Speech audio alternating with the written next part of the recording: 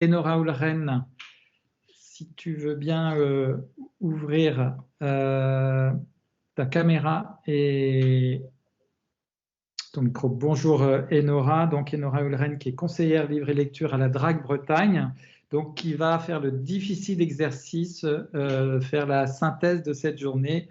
Bon courage Enora. Oui, merci Mathieu. Bonjour à toutes et à tous. Merci à Livre et Lecture en Bretagne et à Normandie Livre et Lecture, ainsi qu'aux différents partenaires d'avoir organisé ces 2 journées importantes pour la communauté professionnelle. Merci aussi aux intervenants et aux participants qui en ont fait un temps, je pense, riche de sens, de questions, de perspectives pour chacun. Alors, on se trouve effectivement, ça a été dit plusieurs fois, à une sorte de moment charnière pour les bibliothèques, avec un paradoxe qui a traversé en filigrane un petit peu certains moments de la journée, entre d'une part une dynamique de reconnaissance politique très forte de l'utilité sociale des bibliothèques, et puis d'autre part, effectivement, des contraintes sanitaires qui, depuis un petit peu plus d'1 an maintenant, viennent un petit peu contredire cette notion d'utilité sociale, même si effectivement les 2 enjeux ne sont absolument pas corrélés. Alors, Anne Jonchery a commencé ce matin par nous dresser un panorama très éclairant sur les pratiques culturelles des Français pendant le confinement.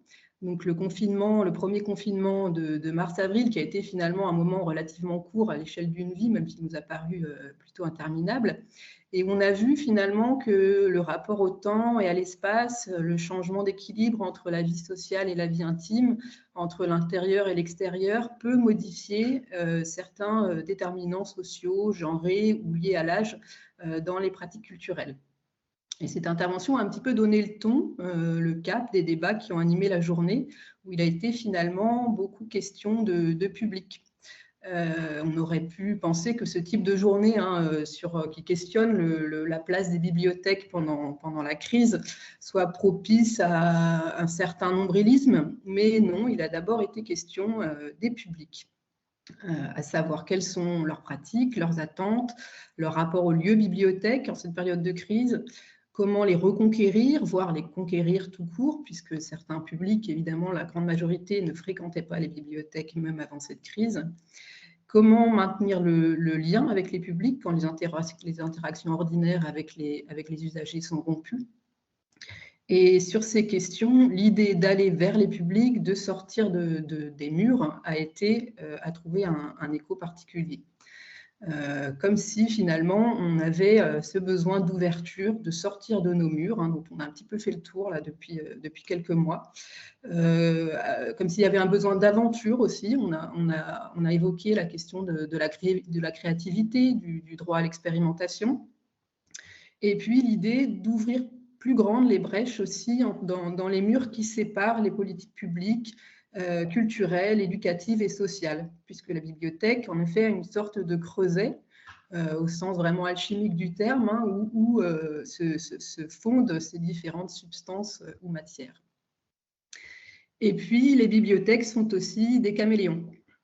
Vous savez, ce petit animal étrange et fascinant, comme disait le professeur Burp de Gottlieb, qui a la faculté de se métamorphoser en réaction à différents stimuli environnementaux.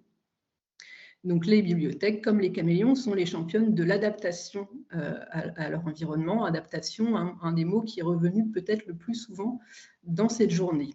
Alors, de manière générale, elles s'adaptent évidemment aux évolutions de la société, et puis en cette période particulière, elles ont montré des facultés d'adaptation bien spécifiques aux contraintes sanitaires, aux différents protocoles mis en place, aux conditions de travail aussi qui étaient imposées avec, pour la majorité, dans un premier temps, effectivement, une sorte de travail à distance un peu dégradé, et puis ensuite la mise en place de vraies politiques de télétravail avec des outils performants, des modalités de travail transversal plus efficaces également.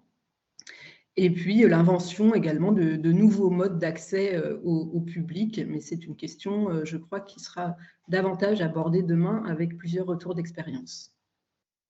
Alors, est-ce qu'à force de se fondre, de s'adapter à un environnement mouvant comme le caméléon, les bibliothèques n'en viendraient pas aussi à se camoufler, voire à devenir invisibles? Donc, c'est vrai qu'elles ne rencontrent pas généralement un écho médiatique très important, mais là encore, on voit que les choses bougent grâce à l'action fondamentale des associations professionnelles, nationales et internationales, et puis grâce aussi aux démarches de construction d'outils de plaidoyer qui permettront de mieux faire connaître aux élus et aux habitants en général la diversité des services, des innovations proposées par les bibliothèques. Et nous ne sommes pas seuls dans ce combat, évidemment, puisque les éclairages internationaux nous ont permis de prendre aussi un petit peu de hauteur et d'élargir nos horizons sur cette question de promotion de l'action des bibliothèques. Donc, pour résumer en quelques mots, les perspectives à tirer de cette crise qu'on peut extraire de cette première journée seraient 1. Aller vers les publics et faire de la conquête des publics une stratégie territoriale volontariste. 2. Construire un plaidoyer efficace pour justement plaider la cause des bibliothèques auprès des élus, mais aussi auprès des pouvoirs privés.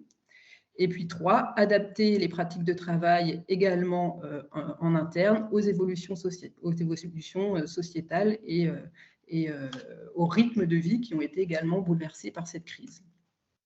Voilà, la suite demain avec de nouveaux protagonistes et de nouvelles aventures.